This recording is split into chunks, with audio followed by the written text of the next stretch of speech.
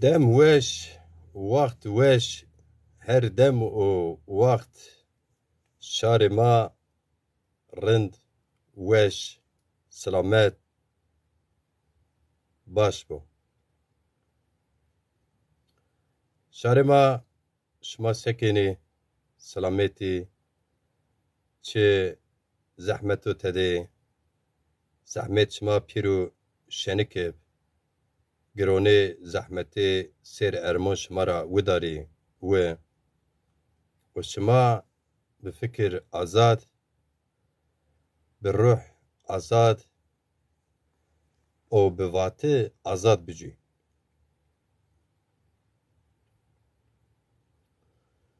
گل شرما شما زانه که نو ولاتت سیاست استو هر ولاتت استو سیاست نو ولاتو ما تدیزی تموتم سیاست استو نه سیاست خو گن آنو پیسر خو کنو مواج ساز و پیاگیری و جا پیسی که وقتانو وقت همه وقت بنو وقت وچینهیش سیاست چه کار کردو چه کار نکردو چه اردو سره چه نردو سره ایدی شنو قومی خو بجنه خو ور ملت ده سکنو مواجی که ولچننو ولچیار yani نو درخت مواشتی که از جوبنه قصه بکره که سمو سیاست کو ترکیه بنو سیاست کو کردستان بنو و زازایستان بنو یانس که زازاکیستان بنو چه حال دو چه روش دو چه وضعیت دو از یو بنه سر فکر و فهم خو واجره سفته از زلال واجری که زازون روانه که ترک و کرد زازون روانه که حرکت ترکان و کردان وان زازا توان زانه خو قصه بکر کیاد توان زازاکی بنوسر زازاکی قالز بکر لاونته درنک yani komel پیسروک yani dergi روزنامه yani gazete اینی گرون ده خو مشغول مکره اینی کاری تونیو اگر تونو کار کرده ست جیابیش کنی ورته ملت ترکان کردزوان که شما جابیش کنی میان یاز که ورته سیاست کردان شما ما کنی لته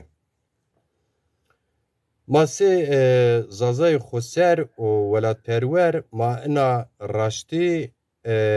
راشت نوینن این واتان این واشتش سرداران ترکان و سرداران کردان راشت نوینن ما رد کن ما وانی که اگر که ما یو ملتا بله ما یو ملتا ما یو ملت ویننه اگر یو زون ما استو بله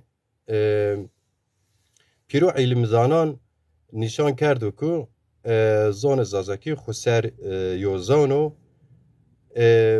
گرامر خو سرو جیابیش خو خصوصی است یو زونو مستقیلو ما زبونه که ما یو ملتا جیایا خسرا و زون مازی که مستقیلو خسرو نبنو که ما به سیاست بمانرم نبنو که ما به کمل به درنک به سازیان بمان نبنو که ما به سیاست بمانرم yani واشتش سرداران ترکان زازوروان شما دسترمای ما بینه شما سیاست مکرنه شما پارتیون ما دی پیرون دی استه شما نی پارتیون ما دی zaten خو آزای yani üyeyi o şema hemvelati yani vatandaşı şema seçim ra veçiniş ray bidin ma şema mahalle xod kolan xod muhtar nebeni eğer şema muhtar beniz şema gereka sistemi madi muhtarı bikirin emri madi bi desirmay madi kar bikirin vane şema gereki şaraberonet yani belediyanı de müstakil xo ve meçine نو کار شما نیو ما شما را کم وچینا سه ما وچینن او تینه یو حقی خو استو دسترمای ما بو خدمتکاری ما بکو yani خدمتکاری ما وطن وانه بکو yani siyaset ma ideolojik xet ma اینی را دور نیه بو دسترمای ما بو اگر کی اینی را نزدی بو فکر خود دسترمای ما بو فیزیکی جی کار ما بکرو بیارو جا او وقت اینه هوگر انباز ما یولداش ما مایی او خده قبول کنی سه دسترما اما اگر شما واجر کی ما parti nor ma zazay siyaset keni ma dernek nonor ma gazete vezene ma piyasarok dergi vezene ma xu ser kombiyeyiş keni yani toplantı yeni piyasar ser siyaseti xu müstakil güriyeniş ma o vakti çi destirmaye Türkane devleti Türkane yani ona kadar nizdi beni. Hakikaten eski kari ma zazon xeylek o veyşi zaf zahmetu en mavacı ki rahati yok kari niyo.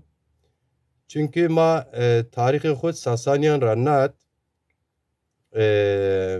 mavacı ki nebi o ardı xusar ve heri jiyo desalatu müstakil nebiye ما تم کویان خدا ولاتی ما ولاتو زاف کویو او ورجی تاریخ موازی که 1500 نات وطن عثمانی ورا غلبیشی ورا چی موازی که رجیانی شنی طور ایدیس بیتیسا جو پروتوکول دست ماده وطن امضا کرده ایدریس بیتیس و یاوز سلطان ایرانات زازای هیت بیتلیس تاتوان او زاران را ویت بینگول سر شانه خوور هیتی جغرافی زازان هیتی کویانا دهانا زیاد پرنه حتی او وقت هوته 5000 گوری زونهش هوته 5000 زازا کشینو yani جا پیش ما زونه ترس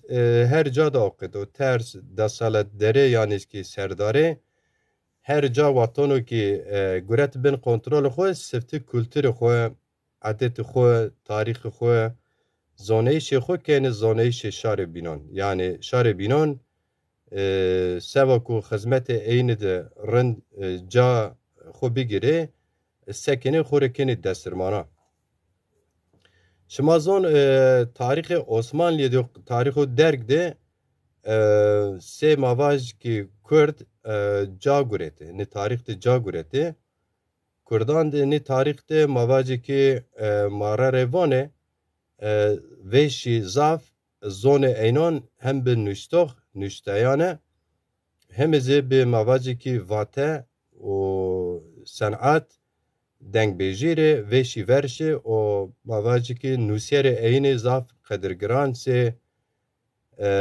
Fakiye Tehran احمد خانی ملی جزیره و صاحب نازی دوام کرد اما نو وقت عثمانیان اصلا دولت عثمانی ان وقت خود چه اشکرا واجه دولت کرداز بی yani Kurd tede zaf tesir bi seyo velat belki niye gredeyi xwe honce mavaj merkez İstanbul padişahın bela velatê xwe ver en xwe re berdene توانین بگی این آقایین شیخ این میان شار خوب کرداند وهر جابی وهر واتبی وهر دسالت بی yani serkali kebine جو ambas telefon ken ke vakti tiniyo ne vakti de şamazon kültüre Kurdan de veşi zaf verşeyi şu rend edebiyatı verşiye o hemiz itikati dinayet zi Kurdan ro Müslümanı kabul kerdi vatona ey milyon zazon verte zazon kalaşına te zazay mavaj milyonin merkez zazay o güney zazay Diyarbakır hatone mavajı siverek kerilete perbinizi hiç siverek ezirgan yani kuzey zazaları edizimi keriletim zazay Hanefi ve Şafii seride به تاثیر شیخان بگان ملیان و مواج مدرسان ده جاو کی کرد تاثیر این سر کردان بی سر کردان سر زازان بی قجی زازان دومان زازان شیعه مدرسان کردان ده هم کردی موسیقی هم موزیک کردان را حس کرده هم از جیران جبی yani coğrafya mazazan vatanı çi ona pek kalama vatanı çi ona xatici oncan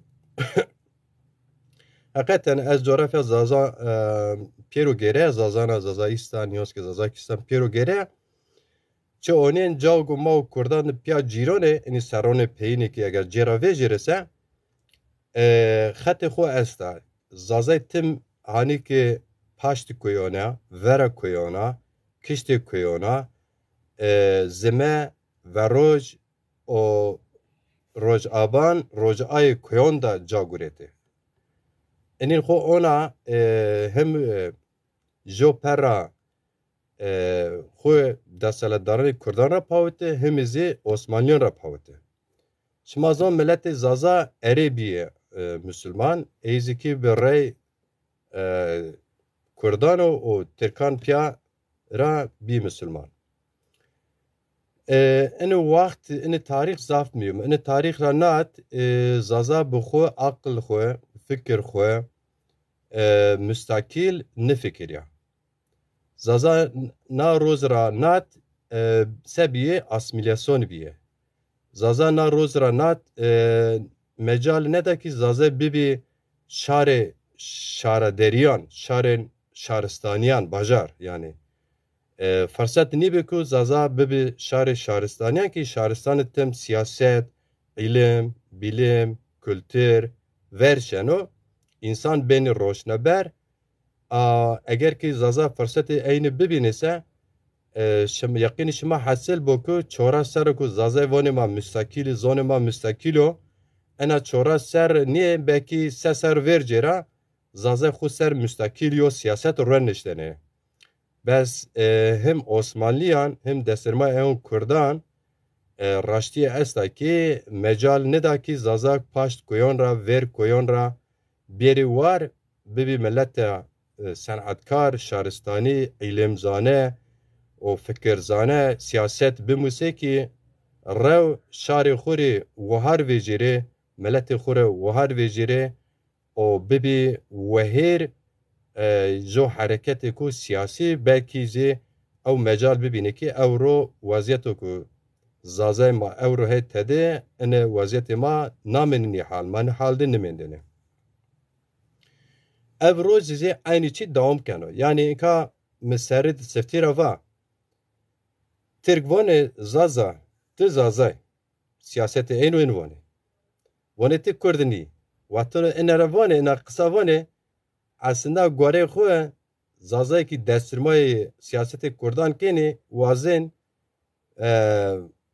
mesaj bide êrî vazê şima Kurdan ra ciyayê yo per politik yo key esto yo key eynono yani serdar tim key xwe kêne yani key eynono esto pero binti onen aynı waqtê de siyasetê Kurdan û Tirkan îtiyada resen û piye Kurd zvan zaza ti Kurdî zonê tu lehçey Kurdano welatê tu Kurdistano ti Çîniyê yani ti Mareyê watan von ti Mareyê von zaza von ti siyaset mekir von têne yo heq tu yo siyaset esto eger tu vazî ma Kurdê ti siyaset bikirî ti destirmayê ma bîse ti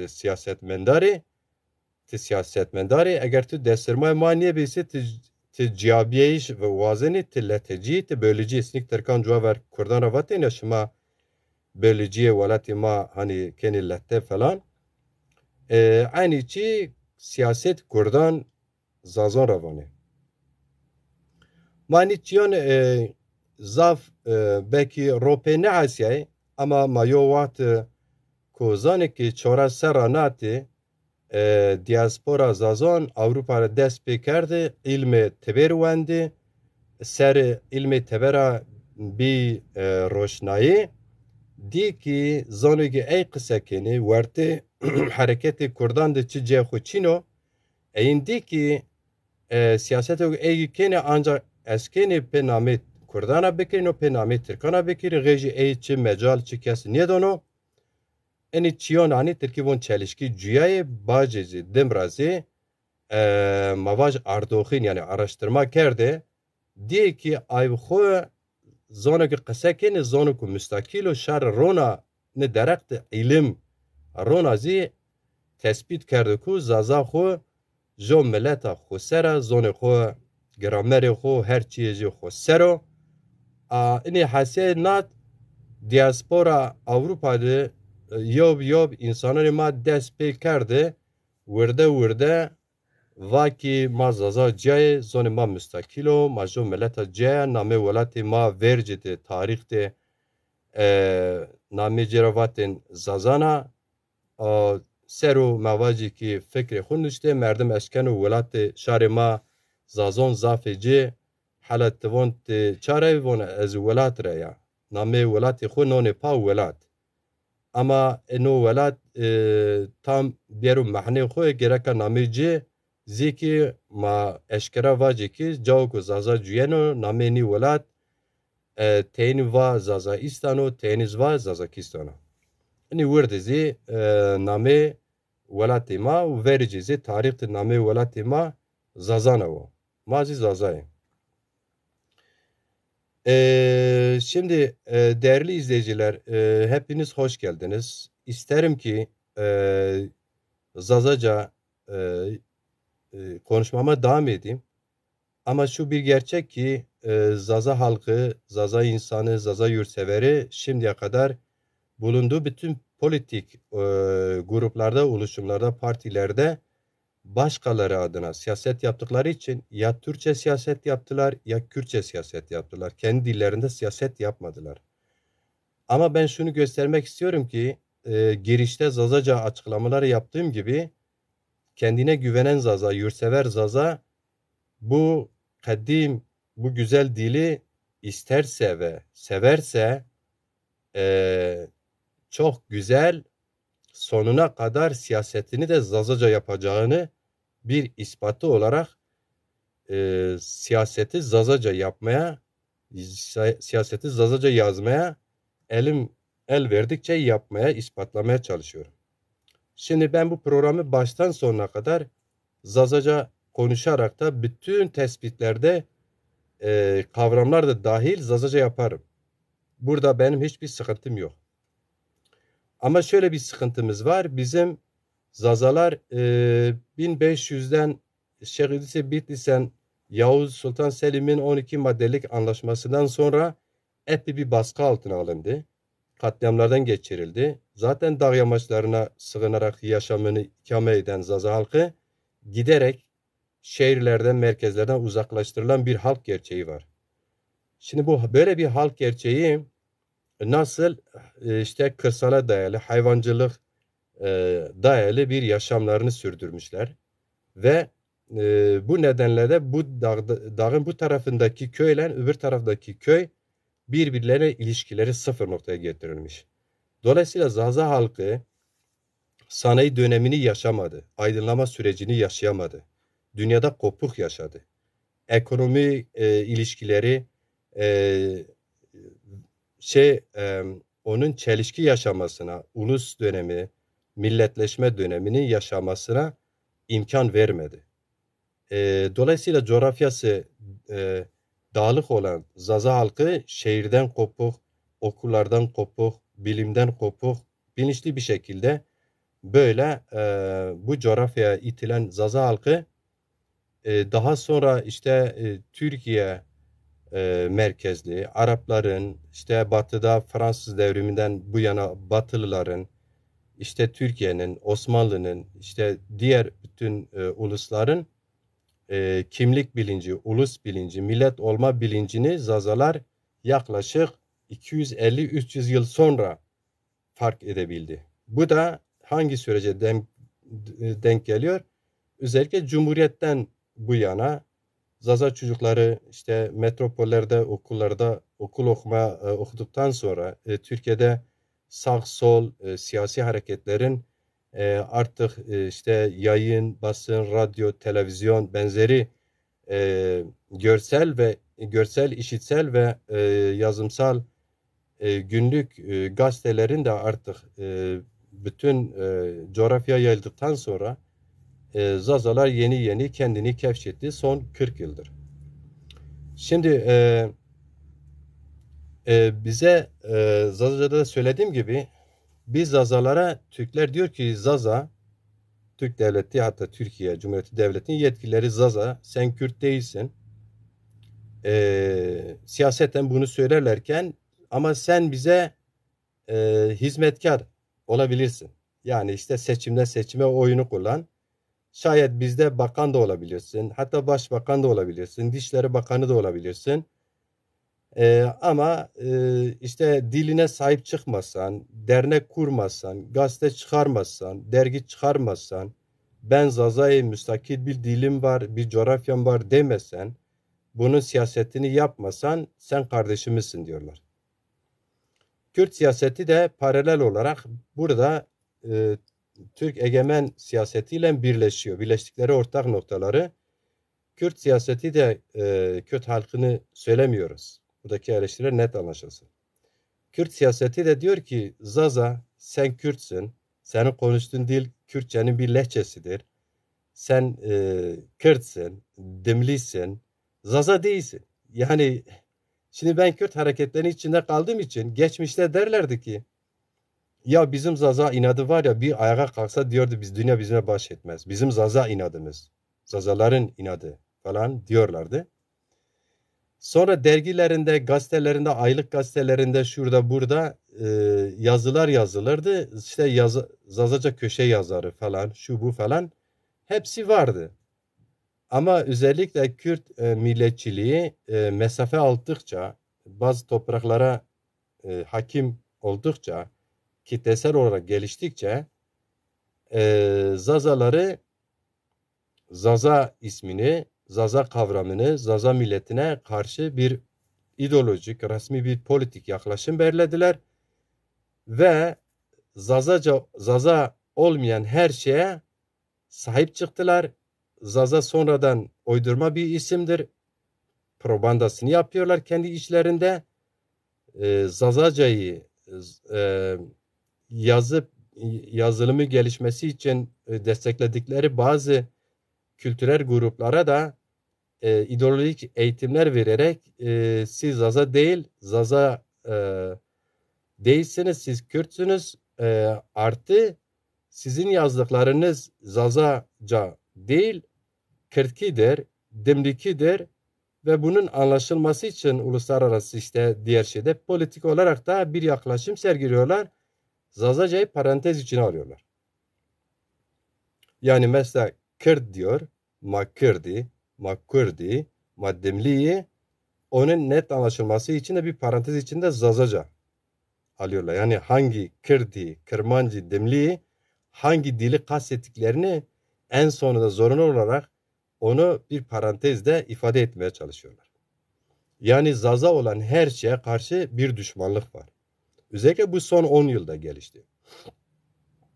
Son 10 yılda niye gelişti? Çünkü Zazalar 40 yıldır verdikleri parçalı da olsa kutsal mücadeleye giderek bir siyasi harekete, siyasi partiye, siyasi oluşumlara dönük yeni bir hamle, yeni bir atılım yolundayken bu güçler tabii ki birbirlerini izledikleri gibi Zazaları da izliyorlar. Bunu önlemek için giderek böyle Zaza'yı küçük görme, Zaza'yı düşman görme, Zazalar adına siyaset yapanı işbirlikçi görme, hatta MİT'le oturan kalkan, devletten beslenen bir şey gibi, ucu gibi göstermeye, düşmanca yaklaşımları, düşman faaliyeti olarak göstermeye çalışıldı. Şimdi Kürt siyasi hareketi de Zazalara diyor ki Zaza sen Zazaca konuş evinde. Çocuklarına Zazaca konuş. Ana babana Zazaca konuş. Hatta Zazaca roman yaz, hikaye yaz, şiir yaz, kitap yaz. Ama biz kontrol ederiz. Bizim ideolojimize terse biz çıkarmayız senin kitabını, şiir kitabını, işte kasetini. Mesela benim Güney Kürdistan dedikleri Irak Kürdistan'ında kendi kardeşlerimin maddi imkanlarına gönderdikleri parayla çıkardığım CD'mi yasakladılar, çıkartmadılar. Ve beni de yurt dışı ettiler. Yani niye? Zaza sen söylersen de şarkı da söylesen, beste de yapsan, kitap da çıkarsan, bize desirma olursan, bize çalışırsan, bize itaat edersen, biz sana bunları yapmaya izin veririz. Hatta teşvik eder, para veririz. Mesela benim o Güney Kürdistan'a yasakladıkları kaset şu an yaşayan arkadaşlarım var. Hatta benim takipçilerim bazıları şahitler yani illahim falan büyüğümüz üzerine şarkı yaparsan kasete izin veririz. Ben de inat ettim söylemeyeceğim.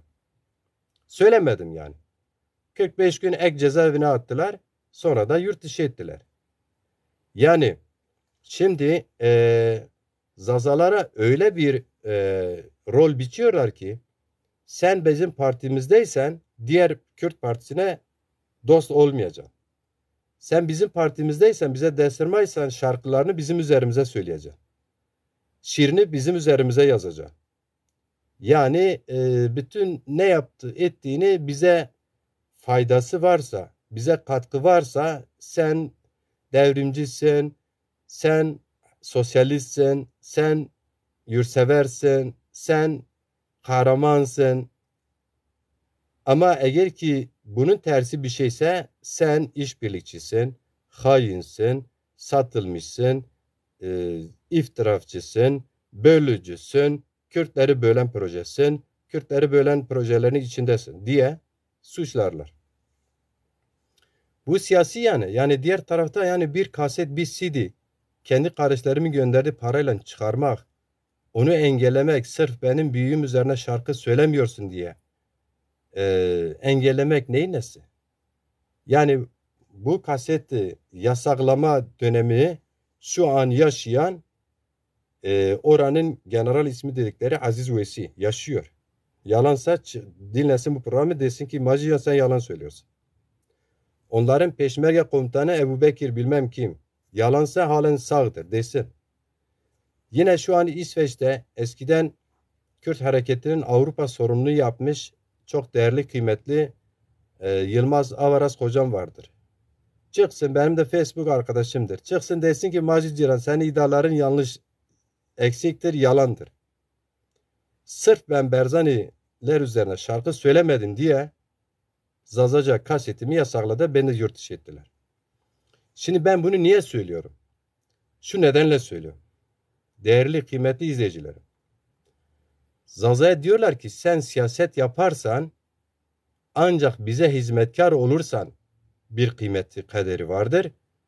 Değilse sen işbirlikçisin, sen hainsin, sen bilmem şusun busun.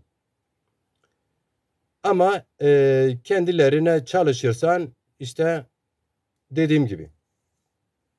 Şimdi son yıllarda gelişen Zaza hareketi Türkiye'de siyasi bir ayağının, bir yasal partisinin olması için Zaza hareketi parçalı parçalı da olsa, imkansızlıklar içinde de olsa biliyorsunuz birkaç siyasi parti deneyimleri oldu. En son Dezapar bir parti kuruldu. 4 yıldır da ağır aksak bir faaliyetin içindeydi. Zaza halkının siyasi beklentilerini karşılayamadı belki ama ismiyle güzel bir parti, programıyla gerçekten bir Zaza partisiydi. Ama siyaseti yeterince bilmeyen, geçmiş siyasi mirası olmayan Zaza hareketi bu partiyi istediği noktaya getirmedi. Bunun tabii ki bir nedeni siyasi mirası olmayan bir Zaza hareketi başka halkların da deneyimlerini, mücadelelerini kendine yarayanı da yararlanmadıklarından dolayı bu hareket ilerlemedi, kitleselleşmedi Zaza Partisi. Bir nedeni bu. Temel neden bu bana göre. Yani yöntemsizlik, örgütsüzlük, örgütü bilmeme, siyaseti bilmeme, pratik siyaseti bilmeme, pratik siyasete kurumsallaşmayı, örgütlemeyi, yol ve yöntemini tartışarak kolektif bir akılla yürütmeme, giderek kendini yaşama, marjinal kaldı ve kitleselleşmedi bir parti var. İsmi güzel, programı güzel ve orada yer alan bütün arkadaşların samimiyetiyle hiç şüphe götürmez. İyi niyetli, demokrat, devrimci, yurtsever ve Kürt siyasi hareketlerine karşı kendi kimliğinde, dilinden net, Türkiye Cumhuriyeti Devleti vatandaşlığı yanında Türkiye Cumhuriyeti Devleti'nin inkarcı, ötekileştirici, küçük düşürücü, yasaklayıcı tutumuna karşı da mücadelede net olan insanların içinde olduğu bir partiydi. Bu partinin başarısızlığa uğratılması bir diğer çok önemli nedeni Kürt siyasi hareketinin bölgede güçlü olması, destirmaların çoğunun Zaza olup da kendini Zaza değil, hatta bazıları ben Zaza'yım ama Kürdüm, kendini Kürt Zaza görmesi, bu siyasi hareketi orada burada çekiştirmesi, küçük düşürmesi de payı çok oldu. Artı Türkiye Cumhuriyeti Devleti Zazaları resmi olarak Kürt görmesi de var. Şu açıdan Türkiye Cumhuriyeti Devleti'nin şöyle bir kaygısı var. Bir Kürt sorunu var. Bir de Zaza sorunu olursa yarın bir gün Laz sorunu olur, Çerkez sorunu olur, Pamak sorunu olur. Dolayısıyla devletimin birliği, bütünlüğü, müstakilliği, Türk egemenliği zedelenir diye Zazalara bu yönde hiçbir imkan tanımadı.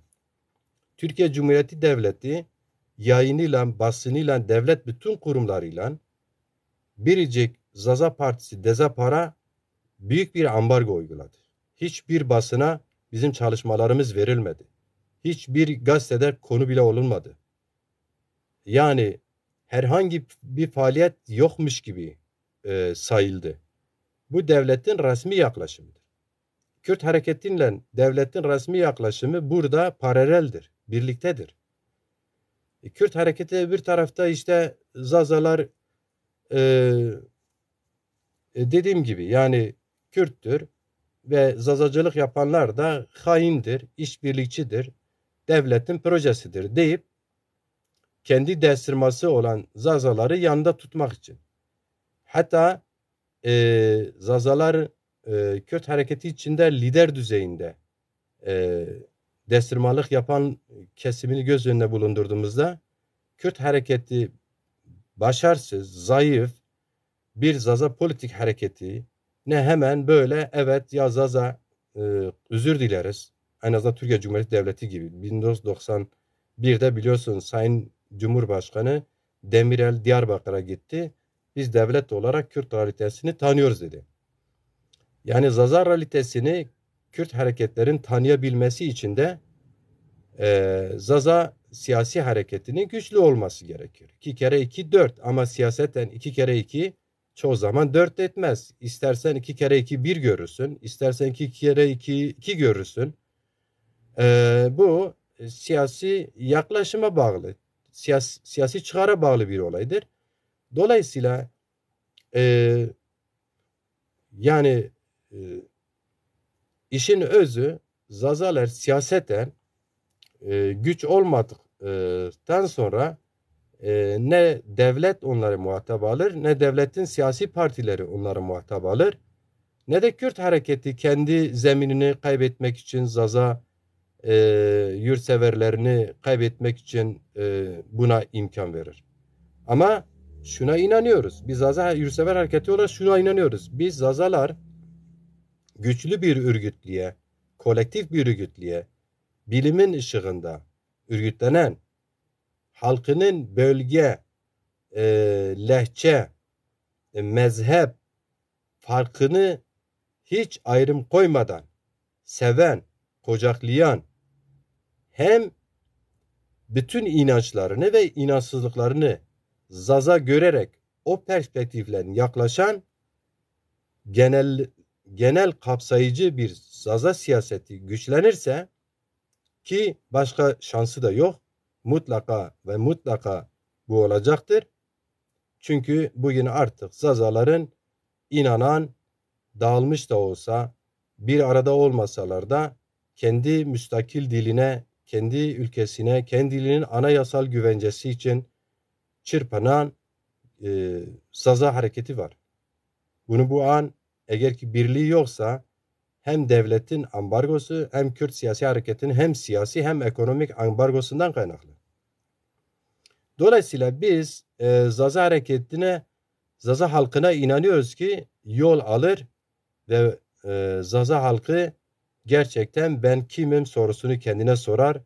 Benim dilim niye başka dillerin lehçesi olur bu soruyu sual eder. Bizim yaptığımız gibi, diğer Zaza yurtseverlerin yaptığı gibi ve kendini hem dünya dil bilimcisi aydınlardan kevşeder hem Zaza dil bilimcilerin çalışmalarından kevşeder hem Zaza siyasetinin buna ön ayak olması, perspektif vermesi ile kendisini tanır ve yol alacağına olan inancımız sonsuzdur.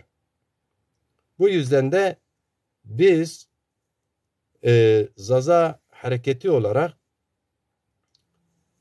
kesinlikle ve kesinlikle bütün zorlukların farkında olmakla birlikte gerekirse gece, gündüz aç kalırız, susuz kalırız ama dilimize sahip çıkarız.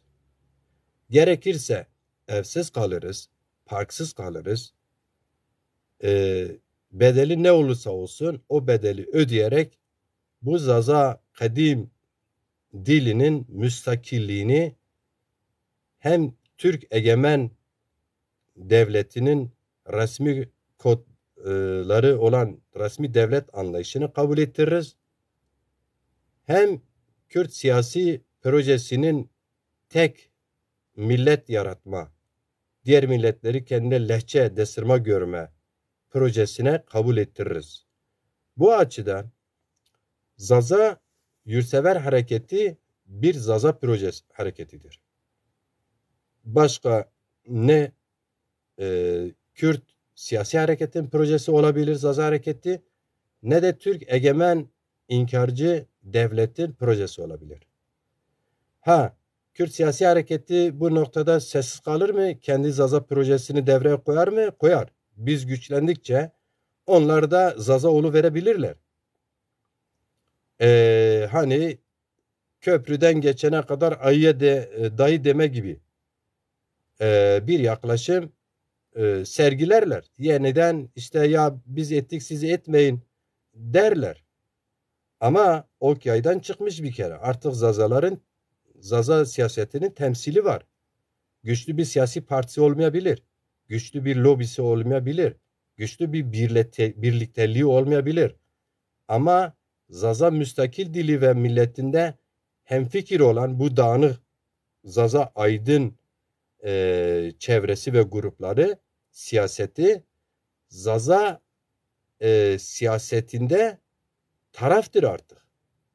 Hem tek taraftır, hem dernekler olarak bir taraftır, hem siyasi hareketler olarak bir taraftır.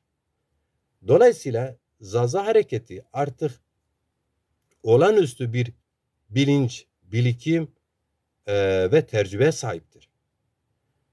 Düşe kalka Zaza hareketi kendi ayakları üstüne bir gün dik duracak ve diklenmeden varoluşunu dosta, düşmana kabul ettirecektir.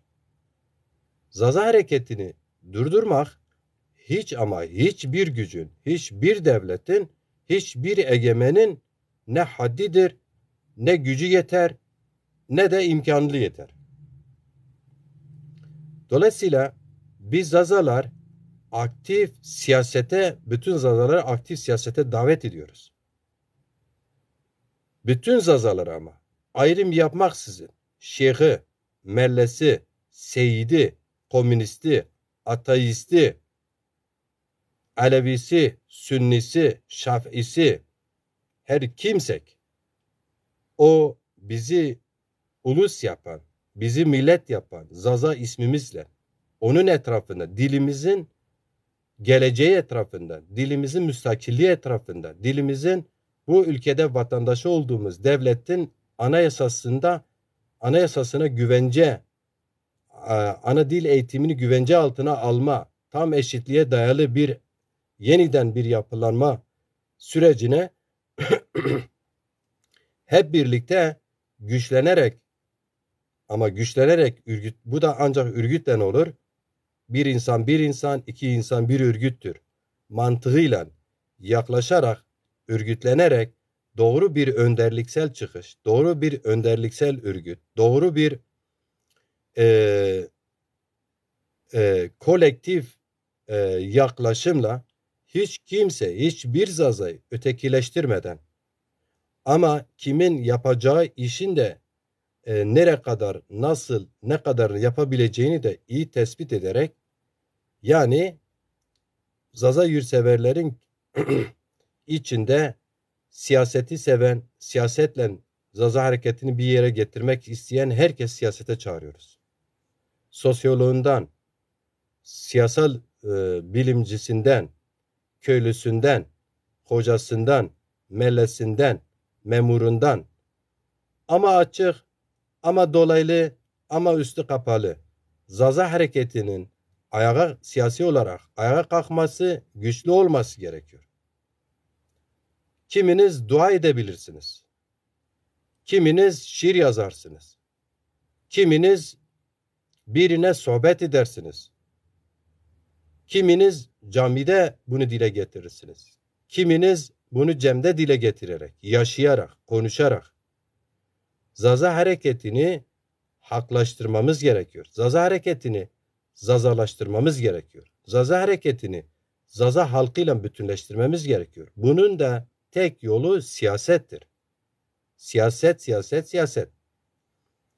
Dernekler, UNESCO ne tespit yapıyor? 1000 sayfalık sayfasında Zaza yaşayan diller içinde Zaza halkını ve Zazacayı tarif ederken, bu dil diyor koruma altına aldık, ama bu dil diyor dernekleşmelerle, dergiler yazarak, kitaplar yazarak, gruplar kendi aralarında yazışarak kurtulmaz. Bu dil diyor ancak halkı sahip çıkarak kurtarabilir ve diğer diller içinde bu tespiti bilimseldir. Düşünebiliyor musunuz? Bugün Zazalar çarşıya çıktığı zaman, iki Zaza bir araya geldiği zaman Zazaca konuşmuyor, Türkçe konuşuyor. İki Zaza bir araya geldiği zaman, üçüncü kişi Türk bir arkadaş geldiği zaman üçü birlikte Türkçe çeviriyorlar konuşmalarını. Kürt hareketi için de böyleydi. Böyledir. Yani özellikle Zaza mahallelerinde Kürt hareketi siyasetini Türkçe yapar. Arada bir de Kürtçe serpiştirir aralarına. Ama Zaza asla yapmaz. Bunun hiç mi bir anlamı yok? Ey Zaza halkı. Dersim'de Kürt hareketi, Türk Sol hareketi, sözüm ona halklar adına eşitlik, işte hatta sosyalizm, demokrasi savunan güçler, Türkiye Cumhuriyeti Devleti'nin bütün eğitim kurumlarıyla yapmadığı asimilasyonu kendileri yapmadı mı? Yapmaya devam etmiyorlar mı? Ediyorlar. Burada birleşiyorlar işte. Burada ortaklaşa sağıyla, soluyla, dincisiyle, dinsiziyle herkes Zaza dilinin, Zaza kültürünün asimilasyona, erozyona uğraması için elinden geleni yapıyor. Ve Zazalar bunlara alkış çalıyor. Çünkü niye? Bir kere ulusal bilinç yok. Bir kere ulusal önderliksel bir yapısı yok, kurumu yok, siyaseti yok. Bütün bunlar ne yapıyor? Zazaları başkalarına desirme yapıyor. Bakınız, şunu açık ve net söyleyelim. Bütün Zazaların partisi var. Bütün Zazaların tek tek bireylerin partisi var. Ama Zaza halkının partisi yok. Bu ayıp değil mi? Bu yazık değil mi? Günah değil mi? Yani bir Zaza rahatlıkla AKP'ye üye oluyor, hatta yönetici oluyor, il başkanı oluyor, belde başkanı oluyor, teşkilat başkanı oluyor, meclis üyesi oluyor, milletvekili oluyor, bakan oluyor. Hepsi tamam. Ama Zaza olarak değil. Vatandaş olarak oluyor. Zaza kimliğini koruyarak değil. Ben Zaza'yı müstakilim dediği için değil. Destirme olarak. Üyedir, aktiftir, görev de alıyor. Saadet Partisi'nde Türkiye'nin siyasi partileri tek tek söyleyelim. Zazalar yer alır. Genel başkan yardımcıları olur. İl başkanları olur. Belde başkanları olur. İlçe başkanları olur. Görev de alırlar. Ama Zaza konuşmazlar. Zazaca yazmazlar. Zazaca düşünmezler. Zaza halkının çıkarlarını öngören bir siyaset yapmazlar. CHP genel başkanı bile Zaza. Ben Zaza değilim, Türk'üm dese de, Türkmenim dese de Zaza'dır. Biliyorsunuz. Ama Zaza kimliği dışında her hizmette bulunuyor. Hatta Sayın Kılıçdaroğlu diyor ki biz Cumhuriyete borçluyuz. İşte Cumhuriyet sayesinde köylü bir tane Kılıçdaroğlu geldi, devleti kuran, kurucu partisi olan CHP'de genel başkan olabilmişiz. Ne mutlu Türk'üm diyene. Ne mutlu Kemalizm diyene. Ne mutlu CHP'liyim diyene. Anlayışa bakıyor musunuz? Yani biz Zaza CHP'de genel başkanı kürsüsüne sahip olduğu zaman o Zaza köylüsü demokratik cumhuriyete borçlu, Kemalizme borçlu, Mustafa Kemal'e borçlu oluyor. Mantığı görüyor musunuz? Böyle bir mantık. Ve bu CHP'de 10 binlerce Zaza üyedir, aktiftir, siyasetini yapıyor, destekliyor, maddi manevi. Ve hem de bu CHP'de geçmişten beri geçen Zazaların birçoğu halen yaşlıları kendi ana dilini çok iyi biliyor. Çok iyi bildiği halde onu yatsıyor, onu perdeliyor, onu gizliyor, kendini gizliyor, kendini Kemalizmle, cumhuriyetçilikle, demokrasiyle, bilmem laikliğiyle ifade ediyor. Aslında gönüllü kendini yatırmış asimilasyona. Bu da bak bu Zaza'nın da partisi var. Görüyoruz değil mi? Bir de MHP. MHP'nin ülkücülerin içinde Bingöl'de, Palo'da, Elazığ'da hatta birçok yerde kadroları Zaza'ydı. Kadroları Zaza'ydı. Ve halen de bir kısmen öyledir. Yani. Türkiye Büyük Birlik Partisi. Muhsin Yazıcıoğlu'nun partisi. Kadroların çoğu Zaza. Yani tek tek sayalım mı? MHP. Bir iddiaya göre MHP Genel Başkanı Sayın Devlet Bahçeli Siverekli bir Zaza ailenin çocuğu. Zamanında göç etmiş Adana'ya gitmişler. Yani Adana'nın eski ilçesi şimdi il olan neydi ismi? Osmaniye'ye gitmiş. Orada büyümüş. Yani bir Türkçüden daha fazla Türk. Şimdi HDP'ye gelelim. HDP ve bileşenlerin hepsinin içinde Zazalar var. Hatta son kurulan Yeşil Sol Parti'nin eş başkanı Zaza'dır. Eskiden HDP ve diğer bütün geleneklerin içinde Zazalar merkezde yer alırdı. Sayın Selahattin Demirtaş eş başkandı ve başarılı da bir siyasetçiydi.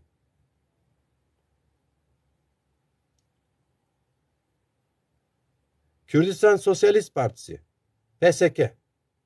Öncü kadroları Zaza. Hala içinde yer alanlar Zaza.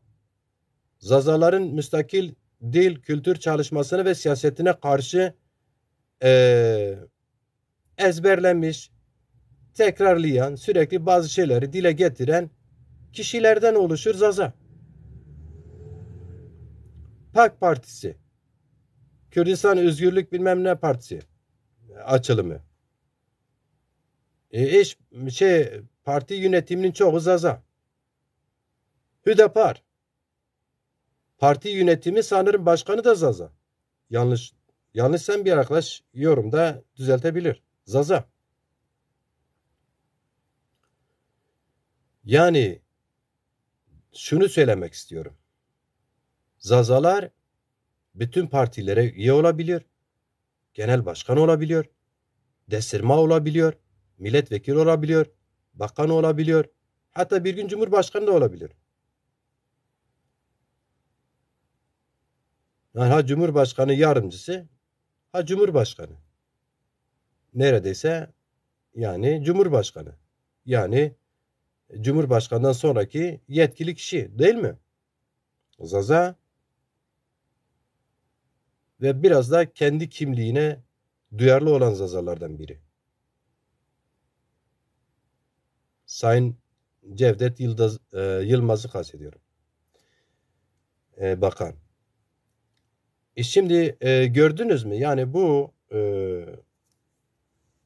Türkiye'deki siyasi partilere bir tek tek incelediğimizde hepsinin içinde zazalar var. Dolayısıyla zazalar partisiz değil.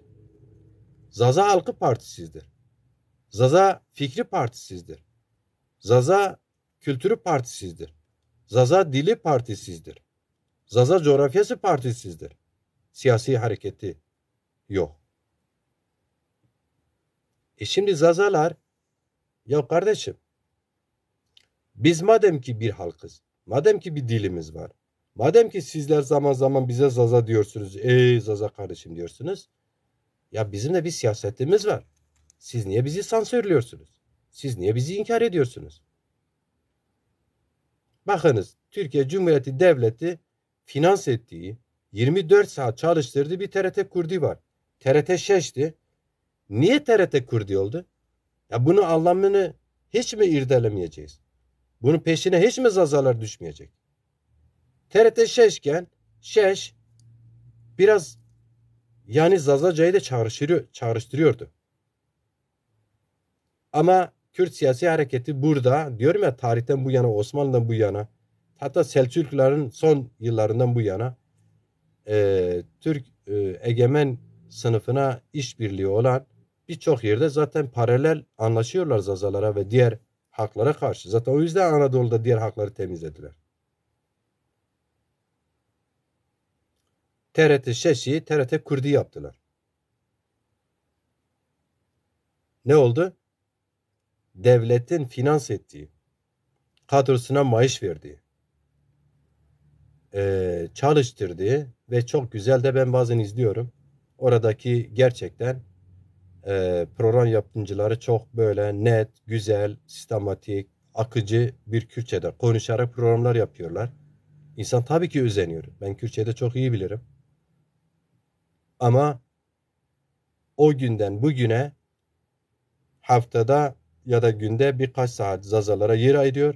Sürekli kadrosu değişmeyen bir zaza kadroyu çalıştırıyorlar. Yeni bir şey yok. Yeni öğrettikleri bir şey yok. İşte köy köy gez, bölge bölge gez. İşte biraz yaylada, dağda, köyde, ovada, burada, orada mikrofonu bazı zaza yaşlılarına tut. Biri şarkı söylesin. Biri bir hikayesini anlatsın. Al sana bir zaza program. Yani Zaza burada temsil edilmiyor ki. Bunu Kürt siyasi hareketlerine bağlı televizyonlar da bunu yapıyor.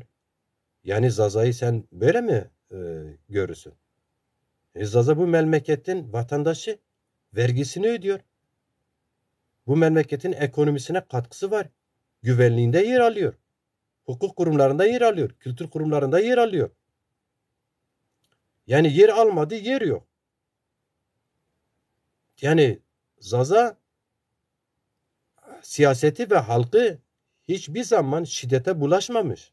Şiddetle çözüm bulmamış, görmemiş. Bakınız Zaza coğrafyasında örnek 40 yıldır Kürt siyasi hareketi düşük yoğunluklu bir çatışma içindeydi. Yüzde kaç Zaza bu harekete destek verdi? Yüzde vursan %2 bile değil. %2 bile değil. Bunu nereden anlıyoruz? Bunu yerel ve genel seçimlerden çok rahatlıkla anlıyoruz. Yerel ve genel seçimlerde Zazaların şiddete başvurmuş Kürt hareketine destek vermediğini gördük. Görüyoruz. Yani Zaza halkı şiddeti de tavsiye etmiyor. Yani bugün Zazalar adına da birileri çıksa şiddeti benimseyen bir yol yöntem icra etse iki Zaza'dan destek alsa üçüncüsünden alamaz ve gerisine kalanlardan hiçbirinden alamaz. Zaza halkı, Zaza siyaseti, Zaza müstakil mücadelesi bu ülkede eşit vatandaşlığına vurgu yapıyor ve bunu önemsiyor. Bunu hedefliyor. Zaza siyasi hareketi kendi ana dilini binlerce yıldır yoğrula gelmiş. Biliyorsun bir dil böyle birkaç yüzyılda oluşacak bir dil değil. Yani bir dili bir yabancı 5-10 yılda güzel öğrenebilir. Kurslarına gider, o dilin insanlarla iç içe olur, konuşur, kitaplarını okur, okullarına gider vesaire öğrenir. Ama bir toplum, bir halk çarşıda, okulda, edebiyatta, sanatta bütün kültürel ne kadar gerçeği varsa onu yaşayarak konuşması için ancak 3-4 bin yıl bir süreç gerektirir. Ya bizim en azında Göbekli Tepe'den yola çıkarsak 12 bin yıllık bir geçmişimiz var. Dersim dağlarındaki mezar taşlarımızdaki işaretlere bakarsak binlerce yıllık bir geçmişimiz var. Sarıcan dağlarındaki mezarları gidip incelersen tek tek, yönünü güneşe verip kıblesi güneş olan mezarlarımızı incelersen binlerce yıl bir geçmişi var. Şimdi binlerce yıl geçmişi olan bir dil analerimizin sayesinde belki yine coğrafyamızın bize tanıdığı imkanlar sayesinde bugüne taşıya gelmişiz. Ama artık globalleşen dünya biliyorsun bir köyden daha küçük oldu artık yani. Şu an ben bir dükkanın içinde açmışım telefonumun kamerasını, canlı yayındayım. Beni izleyen 10 olur, 20 olur, 40 olur, 30 olur, daha sonra yüzlerce olur. Çok önemli değil. Ama söylediklerimi insan Avrupa'da olabilir, Amerika'da olabilir, Asya'da olabilir, Afrika'da olabilir. İsterse ulaşır, bulur ve dinler, izler. Yani dünya bu kadar küçük oldu.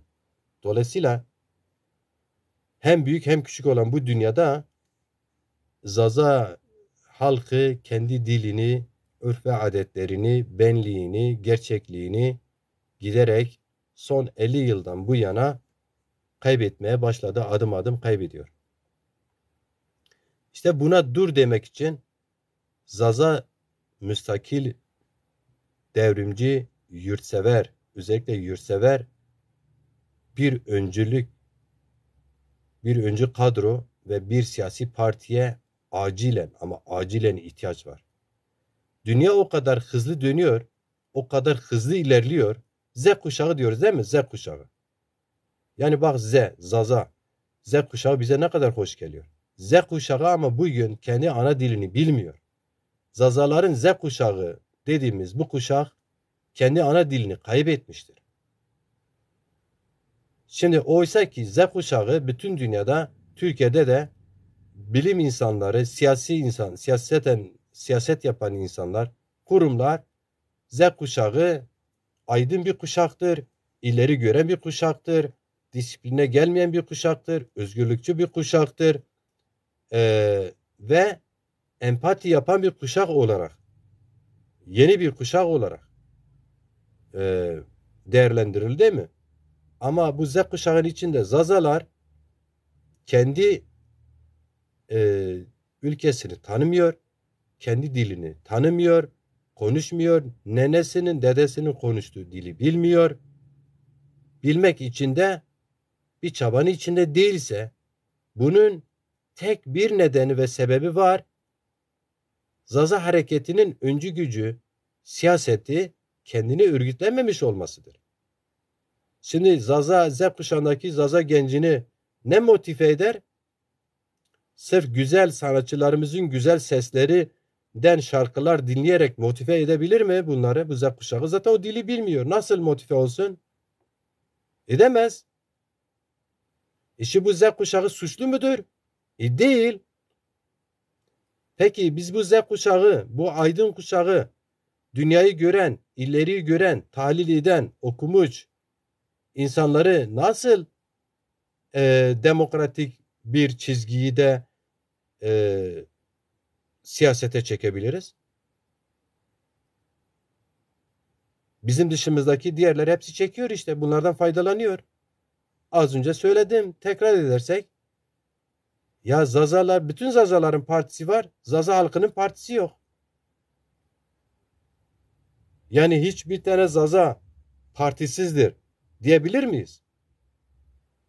Ya Türkiye Sol Hareketi'nde aktif, ya Türkiye Cumhuriyeti Devleti'nin yasal bütün partilerinin aktif, genel başkan, il başkanı, teşkilat başkanı, en sonunda da seçmeni yani. Böyle değil mi? Yani Zaza siyasi aklı, bilinci, örgütü harekete geçmesi lazım. Zaman çok hızlı gidiyor. Dünya çok hızlı ilerliyor. Bakınız bizim Sarcan'da 1990'lara kadar Türkçe bilenlerin sayısı parmakla sayılırdı. Okumuşlar dışında Türkçe bilen yoktu. Ya ben okula gittim, ben Türkçemi sonradan öğrendim ya. 5 yılda zaten biz Türkçe öğrenmiyorduk.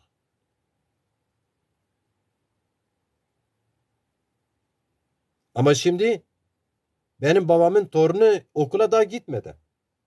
Ana dilini değil, Türkçeyi öğreniyor. Elindeki tablet, oyunlar hepsi Türkçe. Oyunlar Türkçe, televizyon Türkçe, radyo Türkçe, televizyon Türkçe.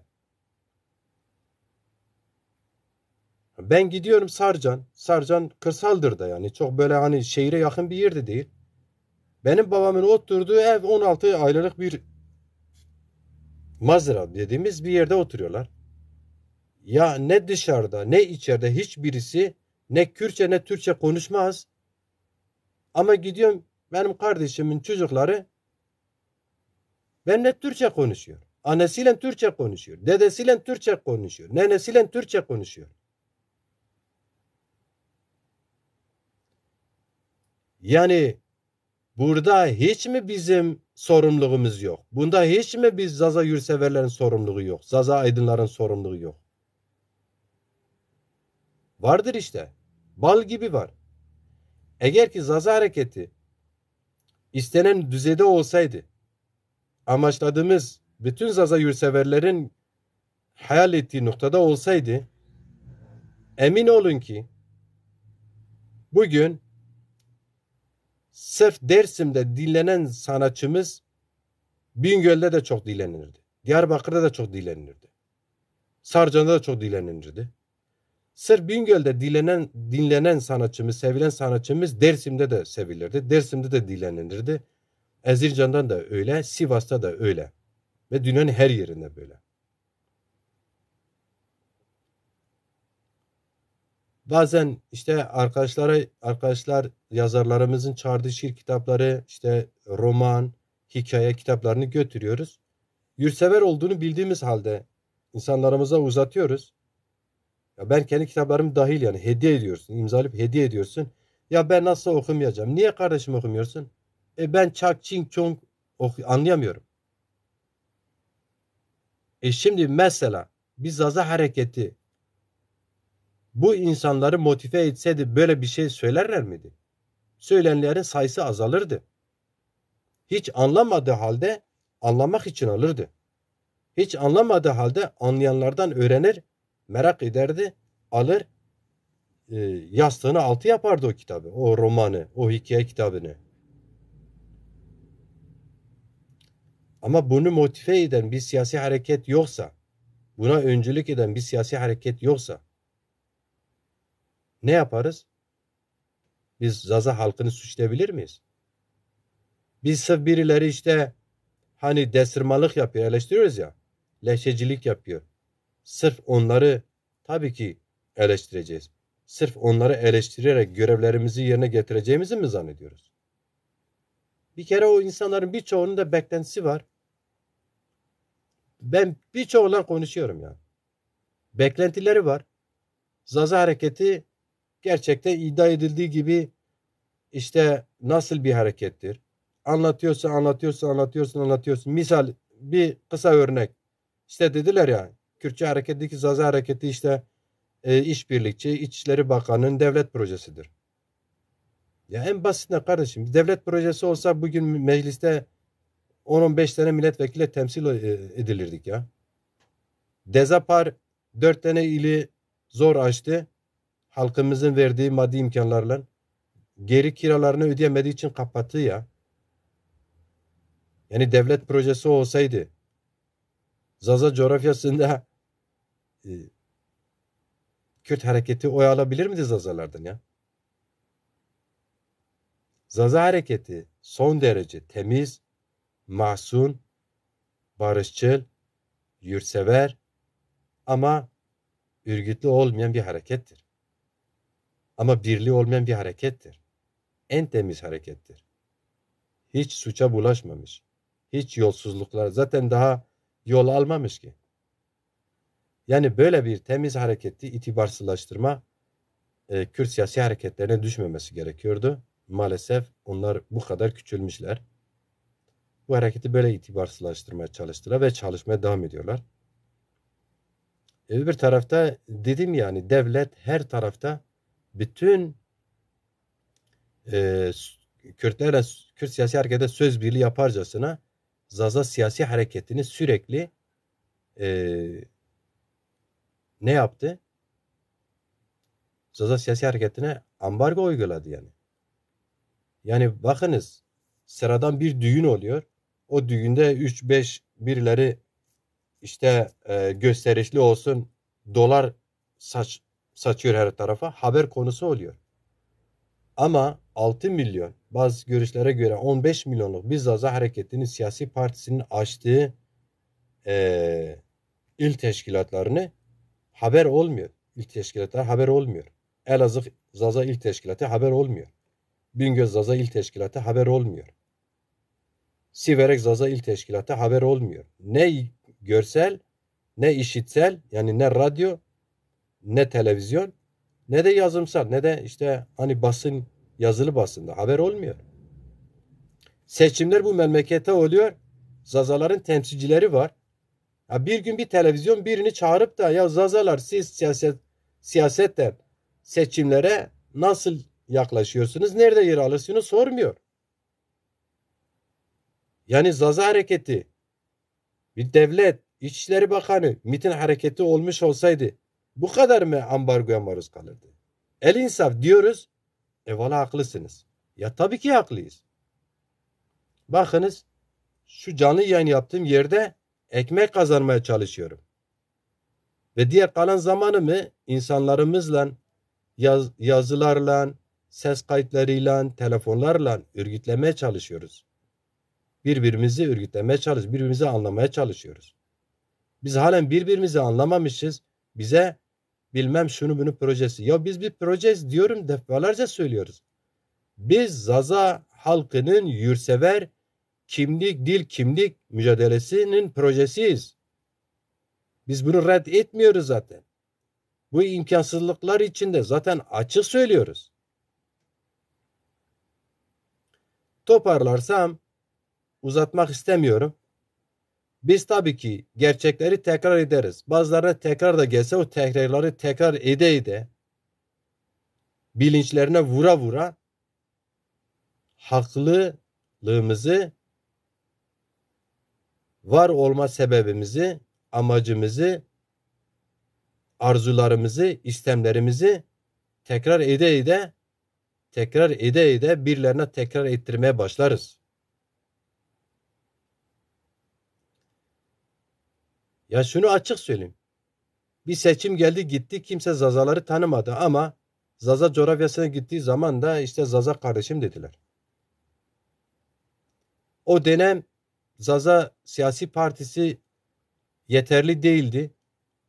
doğru öncülükle bir örgütlük içinde değildi. Kolektif bir yönetimle, bir anlayışla yönetilmediği için kimse muhatap almadı. Zaza yurtseverleri hep merak ettiler. Acaba ne olacak? Biz nerede yer alacağız? Ama bu harekette hiçbir gelişme görmediler. Türkiye'deki ekonomi sıkıntılı halkın, Türk'ün, Kürd'ün, Zaza'nın, diğerlerinin yaşadığı ekonomi sıkıntılarıyla ilgili tek bir gün bir açıklama, bir yazı çıkmadı. Seçimlerle ilgili tek bir perspektif verilmedi.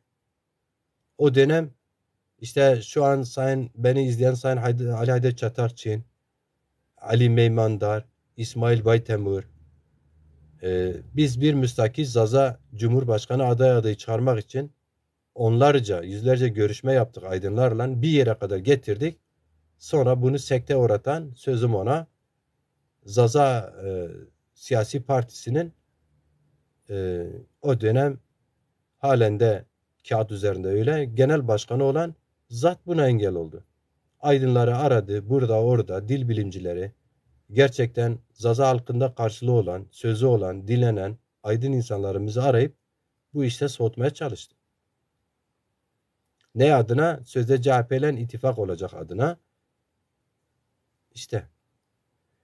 Şimdi o seçimde biz muhatap alınmadık.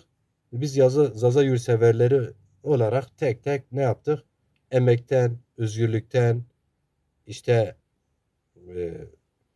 muhalefet az çok muhalefet yapan bazı siyasi partilere tek tek açıklama yaptık.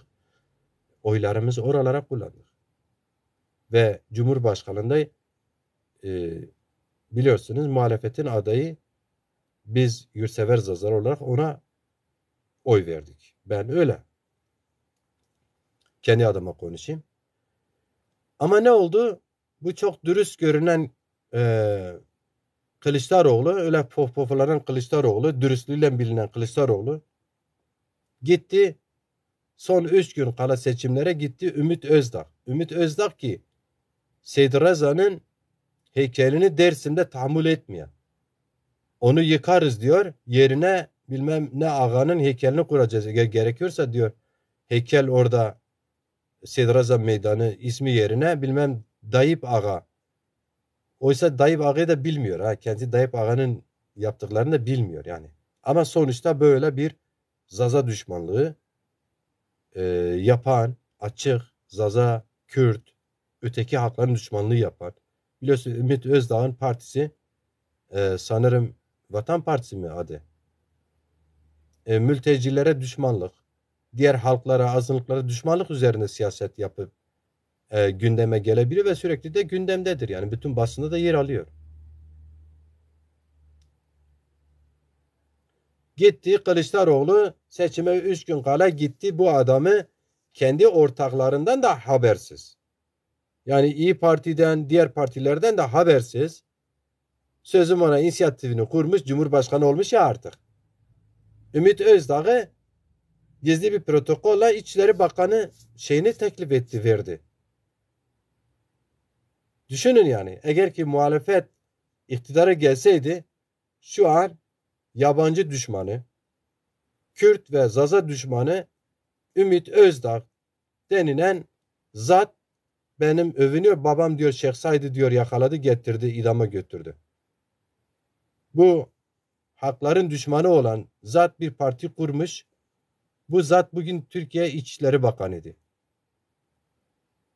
Hani ben Zaza değilim biz Türkmen ailesine geliyoruz bu kendini inkar eden Kılıçdaroğlu var ya çok dürüst böyle servis edilen Kılıçdaroğlu seçime 3 gün kala gitti Ümit Özdağ'la protokol yaptı, anlaşma yaptı, imzaladılar ve eğer ki bu iktidar olsaydı Ümit Özdağ bugün Türkiye'nin İçişleri Bakanı olurdu.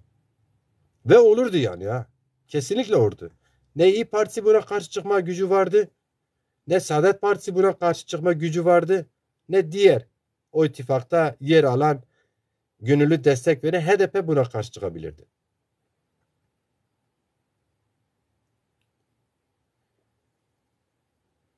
Evet. Yani toparlarsak bir yerel seçim var önümüzde. Bakınız ben Sarıcanlıyım. Ben Sarıcan'daki gençlerle birebir hem burada hem memlekette telefonlarla ilgileniyorum. Ama Sarıcanlı gençlerimiz ve diğer büyüklerimizin şöyle bir haklı eleştirileri var. Diyorlar ki ben diyorum ki ya biz Sarıcan'da bu seçimde bağımsız aday çıkarabiliriz. Çıkaralım yani. Sarıcan'ı tabii ki beldesini Zazaların yönetmesi, Zaza müstakilliğine inanan insanların yönetmesi haktır. Bir Zaza toprağıdır. Zaza beldesidir. İstişareler yapıyoruz. Haklı olarak şu eleştirileri var. Ya Zaza hareketi bir türlü kendini örgütleyemedi. Bir türlü kitleselleştiremedi. Halkta şöyle bir kaygı var. İşte seçilse bile devlet desteği yok, iktidar desteği yok. Başarılı olmaz.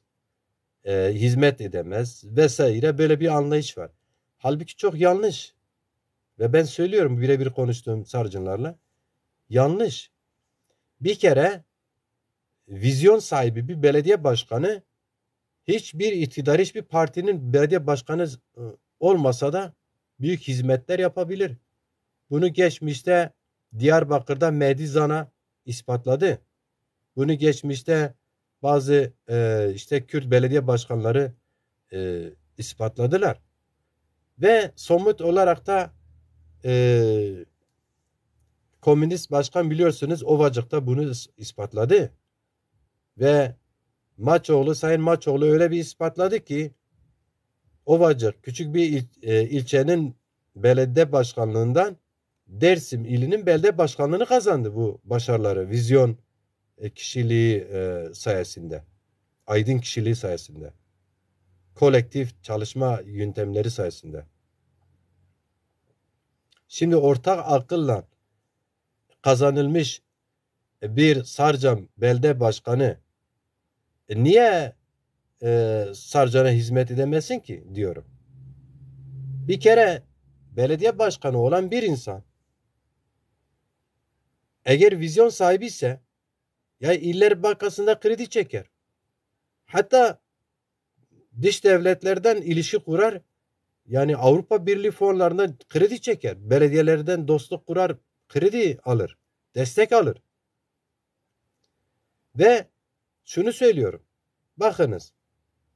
100 yıllık geçmişi olan neredeyse 70'lerden bu yana Sarcanların 71'de ilk mezarlık olan Döşekol dediğimiz mezarlığımız kaç 50-52 yıldır son derece böyle korunaksız bir yerdeydi. Hayvan giriyordu mezarların üzerine otlanıyordu. Biz gittik mesela ülkemizi toprağımızı seviyoruz. Ölen insanlarımıza büyük saygılarımız var. Mezarlık başına gidiyoruz. İnsanlarımız gelip Kur'an okuyanlar var. Dua edenler var. Mezarını sulayanlar var. Çiçek ekenler var. Ama bir saat sonra ya keçi gidiyor o çiçekleri yiyor ya inek gidiyor o mezarlığı basıyor. Çok özür dilerim. Ya işte diğer büyük baş hayvanlar gidiyor. Mezarlıkların içinde otlanıyor.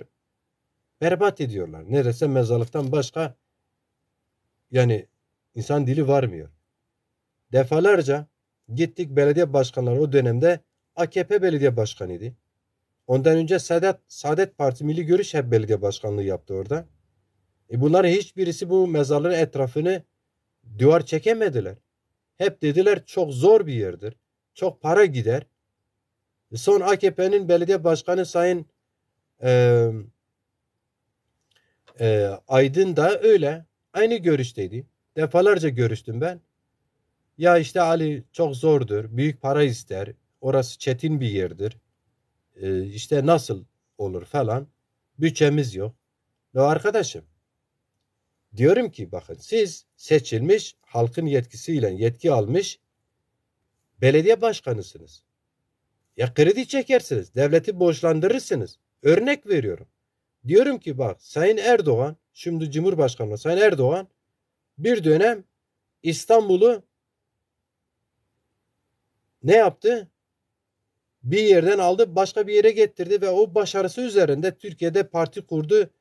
İlk 3 yıl sonra 3 ay içinde bu parti ilk seçimde iktidar oldu ve 25 yıldır da eğer bu ülkeyi yönetiyorsa Erdoğan'ın İstanbul'da başarısının e, bir ürünüdür. Ve Sayın Erdoğan evlendiğinde benim bir yüzüğüm var. Bir gün bu yüzüğümden fazla bir şey mi olursa bilin ki ben çalmışım diyen kendisi. Yani bu Erdoğan, Sayın Erdoğan zengin biri değildi. İstanbul'un zenginlerinden değildi. Sermayedarı değildi. Nasıl İstanbul'u her tarafını deldi, metro getirdi, şunu yaptı, bunu yaptı, çöplerden temizledi, susuz olan yere su getirdi. Devleti borçlandırdı kardeşim. Belediyeyi borçlandırdı, yaptı. Değil mi? Yani rantı paylaştı. Yaptı bunları. Maçoğlu'ndan farklı Erdoğan büyük oynadı. İşte rantı paylaştı. Değil mi? Bazılarını hiç yoktan zengin etti ama halkın gözünün içine sokan işte metrolar yaptı, köprüler yaptı, yaptı da yaptı. Onun üzerinde de 25 yıldır Türkiye yönetiyor. Arkadaşım sen de belediye seçilmiş belediye başkanısın. Borçlandır bu belediyeyi, borçlandır. Sen ayrıldıktan sonra birileri gelsin desin ki Faruk Aydın belediyeyi devralırken belediye sıfır borçluydu ama kendi iktidarı döneminde Sarcan Belediyesi'ni 260 milyar, milyon da değil, milyar borca sokmuş bıraktı gitti.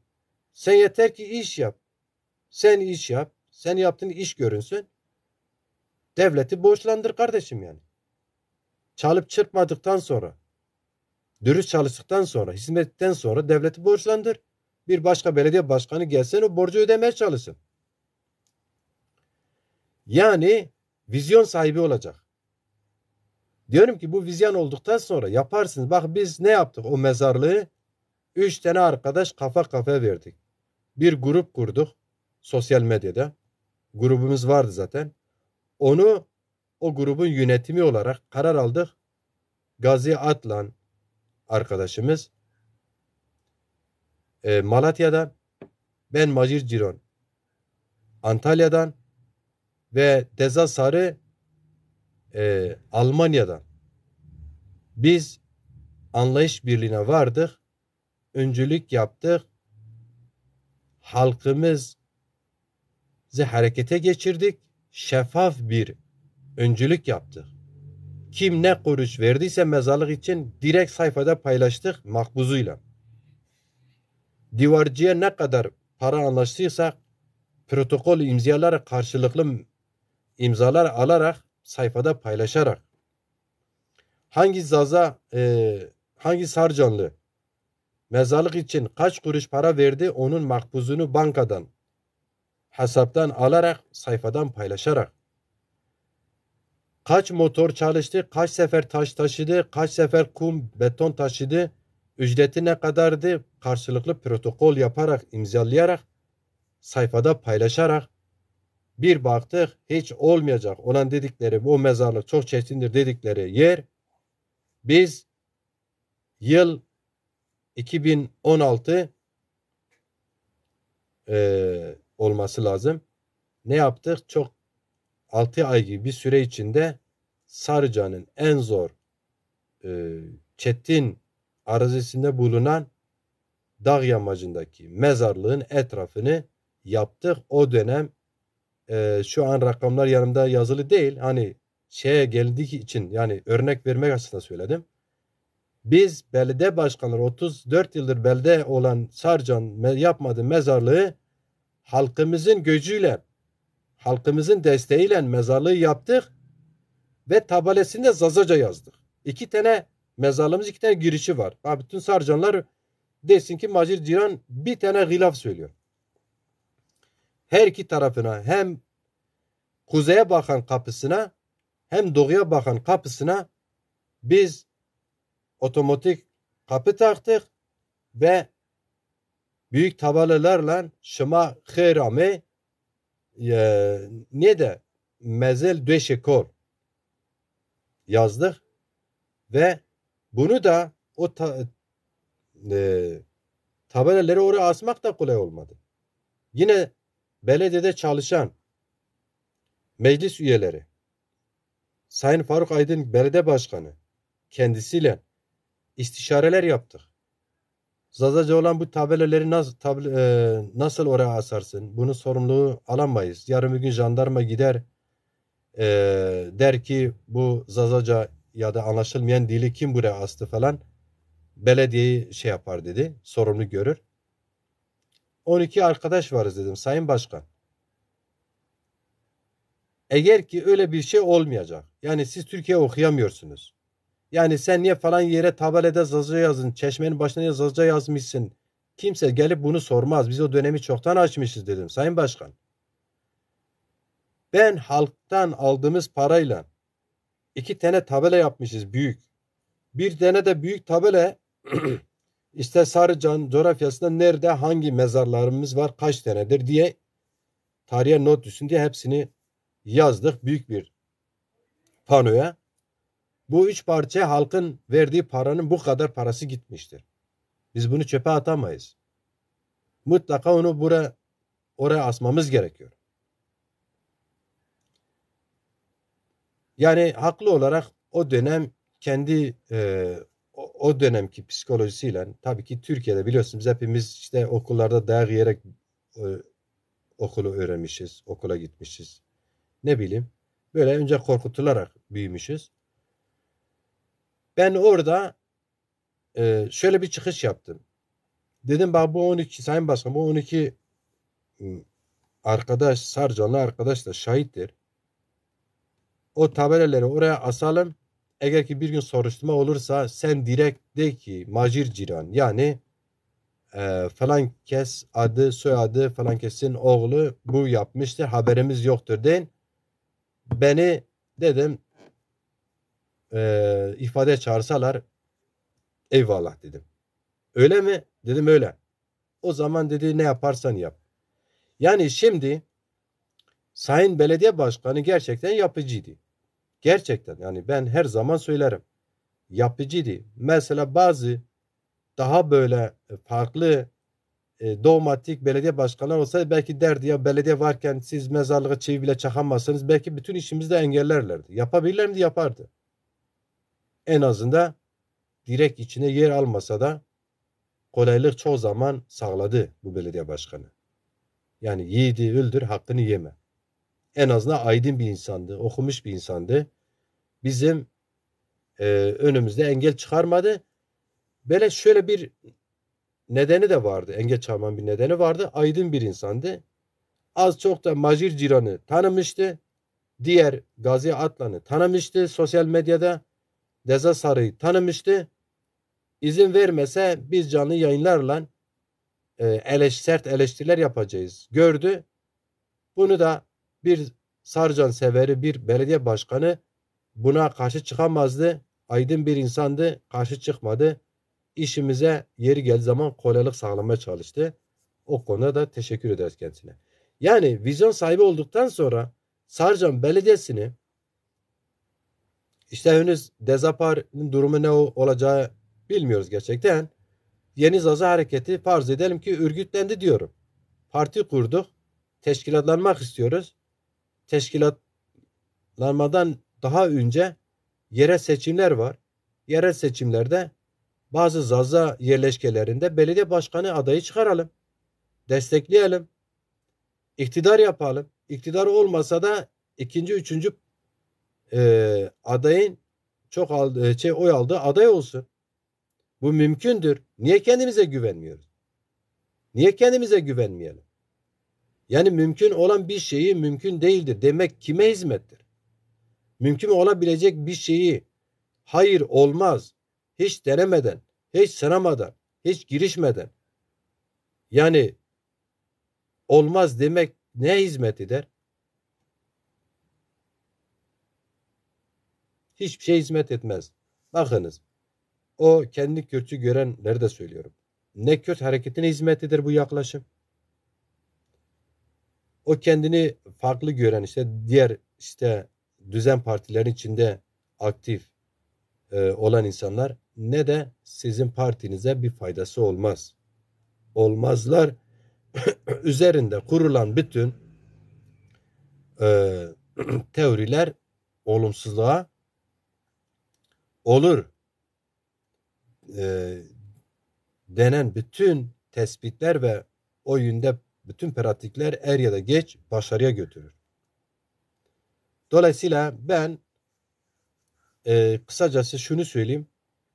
Yerel seçimlerde Zaza siyasi hareketinin tavrı yurtsever, devrimci, diğer halklara dostluğu esas alan ama kendi Zaza kimliğini, müstakilliğine inanmış insanlara destek olunabilir, teşvik edilebilir, oy verilebilir, seçilmesi şart değil. Sarcan'da seçilecek bir belediye başkanı örnek diyelim. Eğer ki kendi döneminde Sarcan'da gençlik evleri açacaksa, Zaza dili üzerinde kurslar açacaksa bu mümkündür yani. Zaza çocuk gençlerine orada gençlik evlerinde işte kültürel çalışmalarda yardımcı olacaksa, işte folklordur, müzik grubudur, tiyatrodur, değil mi? Sanata önem verecekse ve buna öncülük edecekse, maddi manevi olarak buna öncülük edecekse böyle vizyon sahibi birinin tabii ki orada seçilip hizmet etmesi kadar güzel ne olabilir ki ya? Şimdiye kadar Sarcan'da 4-5 tane kıymetli Sarcan Belediye Başkanı oldu. Hiçbiri bir gençlik evi yapmadı orada. Haftada bir kere pazar, Sarcan'da pazar kurulsun, insanlar daha ucuz alışveriş yapsın.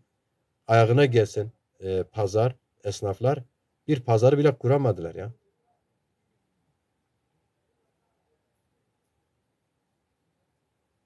Sarcan'ın içinde karayolları Muş'a kadar gidiyordu.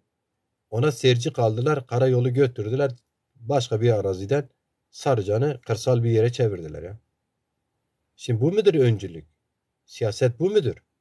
Başka partilerden olursak destek alırız. Devletin desteği alırız. Hizmet olur. Bu mudur? Sarcan'da bir tane düğün salonu var. Düğün salonu kendisi var. İsmi var, kendisi yok. Sarcanlar orada düğün yapamıyor. Gidiyor Karakuçan'da başkalarının daha lüks, daha güzel yaptıkları. Yani sermaye sahibi olan herhangi birisi yaptığı bir düğün salonuna gidip bir ton para veriyor, kiralıyor bir geceliğine. Düğün yapıyor, kına yapıyor orada. Yazık değil mi? Beldesin ya. Beldesin. Eski yapılmış bir düğün salonu var. Düğün salonuna benzemiyor. Ne sahnesi var, ne akustiği var, ne tekniği var. İnsanlar orada düğününü yapamıyor tabii ki. Yapamadığı için gidiyor Karakoçan'da salon kiralıyor. Gidiyor Yolçatı'da salon kiralıyor. Sonra gidip düğününü orada yapıyor. Sünnetini orada yapıyor. Arkadaşım vizyon sahibi bu mudur? Bunu söylediğimiz zaman birileri ya işte Macir sen söylüyorsun da söylediğin doğru da olsa sen Macirsin. Sarcan'a zaten seçilmezsin. Sana mı düştü? Sen niye konuşuyorsun? Kardeşim ben Sarcanlıyım. Ben orada doğdum büyüdüm. Annem Sarcanlı. Babam Sarcanlı. Dayılarım Sarcanlı. Yani bir tane dedem Gazik'ten geldi. Bir tane nenem Bekran aşiretinde zamanında işte yetim kaldılar. Geldiler orada kaldılar. Yani o ikisi Sarcanlı değildir diye siz bizi macir ettiniz de la biz Sarcanlıyız ha. Yani bizim ayağımız büyük değil. Yani aşiretimiz yoktur. Bağrımız yoktur diye yani biz orada söz sahibi, hakkı sahibi değil miyiz? Bak az önce örnek verdim. Sarcan mezarlığını e, işte yapmasına öncü yapan biri de siz macir dediğiniz işte kimsesi yok dediğiniz sebep olardan biri de benim ya. Öncülük yapan biri benim ya. Ne var kardeşim? Eski Sarcan köyü yıktınız. Camisini bile yıktınız ya. Bir eser bırakmadınız. Dedim bu cami böyle olmaz. Yani ben gidip camide 5 vakit namaz kılayım diye mi? Ön ayak olduk. Teşvik ettik. Belediye başkanı sağ olsun. Faruk Aydın gitti. Restore etti. Şimdi çatısı olan etrafında parkı olan, çeşmesi olan bir yer oldu. İnsanlarımız gidiyor pikniğe, bir nefes alıyor orada. Kötü bir şey mi yaptık? Kötü bir şeye mi sebep olduk? O yüzden bu videoyu izleyen bütün Sarıcanlara çağrımdır. Sarıcan özelinde Zaza coğrafyasının geneline vesile olsun.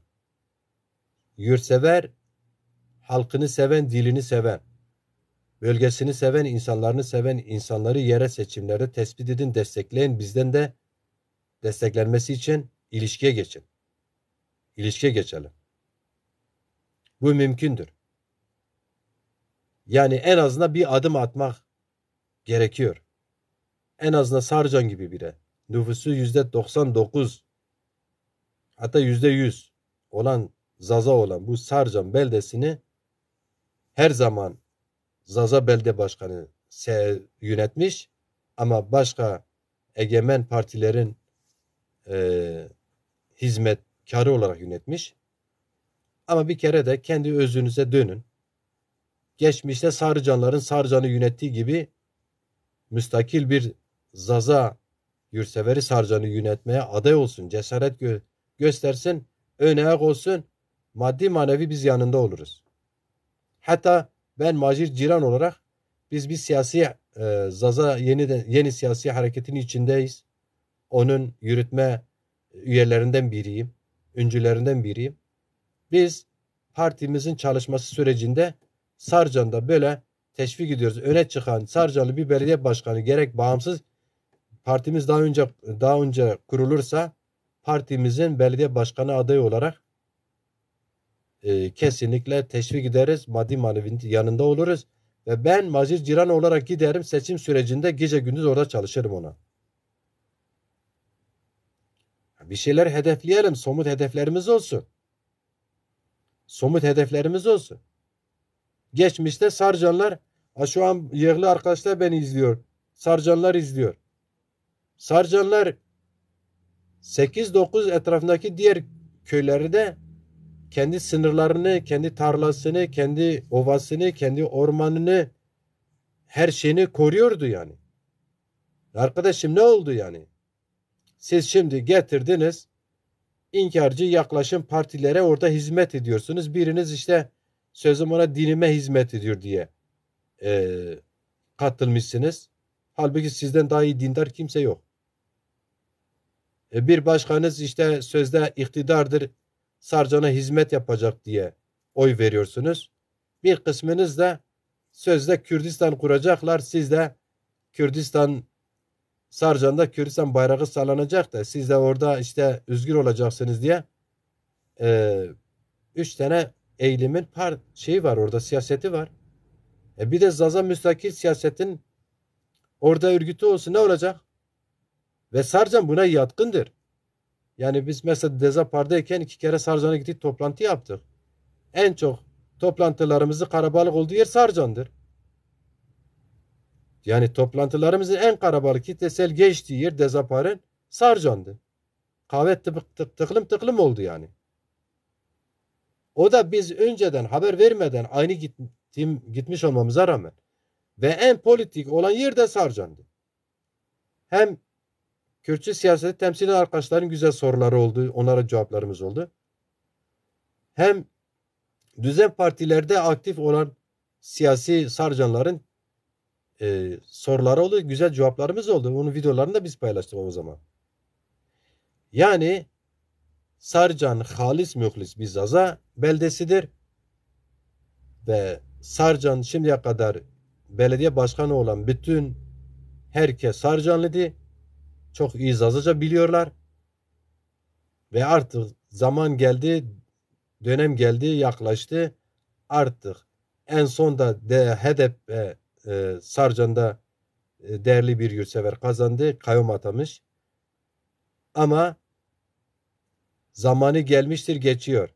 Sarıcan'da mutlaka müstakil Zaza hareketi teşkilatlanmalıdır. Biz bunu hedefliyoruz. Hatta ilk kıvılcım fişeğini Sarıcan'da Zaza hareketinin bir belediye başkanı adayının cesaret edip öne çıkması lazım. Bu cesareti kazandırmak için evet ben Macirim ama Sarcan'ı seviyorum, Sarcanlıyım. Evet benim orada geniş ailem yoktur. Belki burada bu noktada da işte sen kimsin konuşuyorsun yalnız bırakabilirsiniz. Ama Macir Ciron yalnız değil. Macir Ciron bütün Zazaların sevdalısı. Bir köyü sevmiyor. Bütün Zazana'yı seviyor. Bütün Zaza coğrafyasını seviyor. Macir Ciron sevgisi geniştir. Kucaklayıcıdır. Evet Sarcanlıdır. Doğup büyüdüğü, suyunu içtiği, toprağını kokladığı, çiçeğini kokladığı, dikeni ayağına battı, ellerine baktı. Sarcan'ı çok sever. Ama aşkı Dersim'dir, Gemgem'dir, Siverek'tir, Diyarbakır'dır, Çolik'tir, Genç'tir, Hane'dir, Ezirgan'dır. Aşkı büyüktür, geniştir. Siz küçük görseniz de öyle o sizin geçmişte dağda gördünüz, derede gördünüz. İşte bütün köylüler çobanlık da yapmış. Kendi öz malımızın çobanlığı da yapmışız. Çoban gördüğünüz Macir Ciran, Macir Ciran değil. Siz de biraz gerçekten az bir şey, az bir şey tefekkür edin. Bırakın birbirinizi küçük görmeyin. İnsanlar hani çok karabalıklarla çok bir şey olmayabiliyor. Çok karabalıklar bazen çok bir şey ifade etmiyor yani. Yani nitel de çok çok önemli. Nitele önem verin.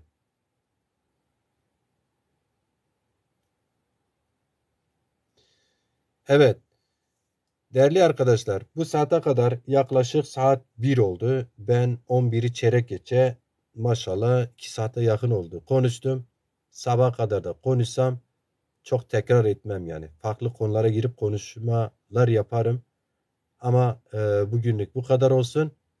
Mazazaki despeker, tilki doğum kert. Şuma amazek mas yerken piru ve şuvarıp. Ene xuvira mekin. Ene xuvira mekin. Hatta ne mazazay.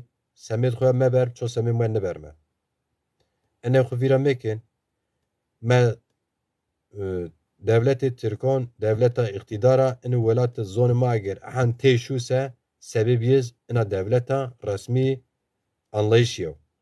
Xuvira mekin ama devlet nebi ama hatta yerelde iktidar bile nebi siyasi hareket kurdon gej asimilasyon semid mazazona çiyo proje için.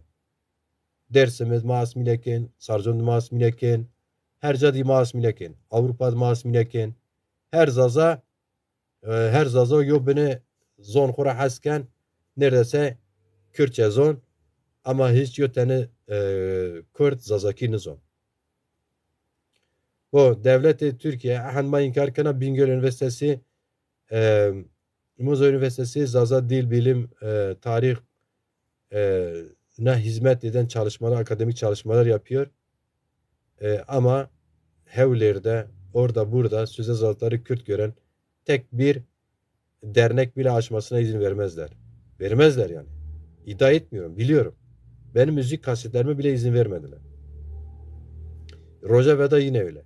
Ben hem Rojava'da hem Güney'de Kürtlerin kendi müstakil kimliklerini yürütmesinden, iktidar olmasında, kendi içine kendilerini yönetmesinde son derece hak veriyorum, haklı görüyorum ve destekliyorum.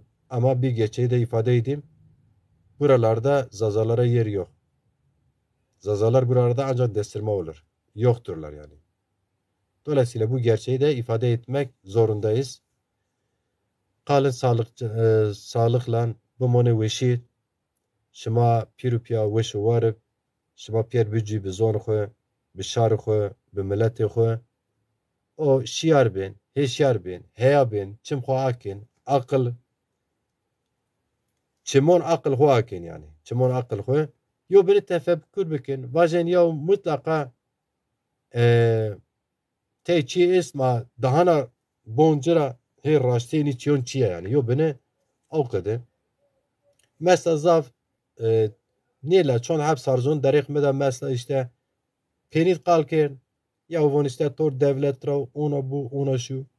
Ya öyle bu mesela Antalya Piru sarzonuz yani Poncas hep sarzonuz Piru Mısır aslında zonki az da aş mexefse aş mehirin yotenemra dem bikir yani. Yani story ini eira yok göreme bir biçik göreme es bir tane بخفت روز دست پون ساعت پیرا وندر turizme hallo bitişin dras vite. Ya ben şimdi bu emek verdim, ekmeğimi kazandı bu turizmden 12 tane dil biliyorum. Ben eskiden Zazaca, Kürtçe bir de Almanca biliyordum. Şimdi geçen gün ispatladım bak. Şimdi kısa bir şey oldu, diyalog oldu bir tane müşterimle. O da kocası acele ediyordu. Daha uzatabilirdik aslında o programı. Ne oldu? Şimdi birçoğu bana özelden yazıyor. 40 yıldır Almanya'da olanlardan daha iyi Almanca konuşuyorsun sen diyor. O da ben hazırlamadım. Spontane olmuştu. Şimdi isterseniz yarın bir Rus'u yakalayayım aynı röportajı yapayım. Rusçam da öyle akıcıdır. Öbür gün İngilizce yapayım. Öbür gün Arapça yapayım. Öbür gün Fransızca yapayım. Ya öbür gün Hollandaca yapayım. Yani vesaire. Yani biz Zazalar bütün herkesin dilini öğreniyoruz. Bir dil, bir lisan, bir lisan bir insan, iki lisan, iki insan. Ben şimdi 12 tane dilden istesem siyaset de yaparım. Bu benim bir artımdır, bir eksiğim değildir ki. Dolayısıyla biz Zazalar Kürtler içinde Kürtçeyi, Türkler içinde Türkçe öğrendik ama biz dilimizi kaybettik. Arkadaşlar saygılar, hürmetler. Şma piruna haskına. Bomunu ve şit.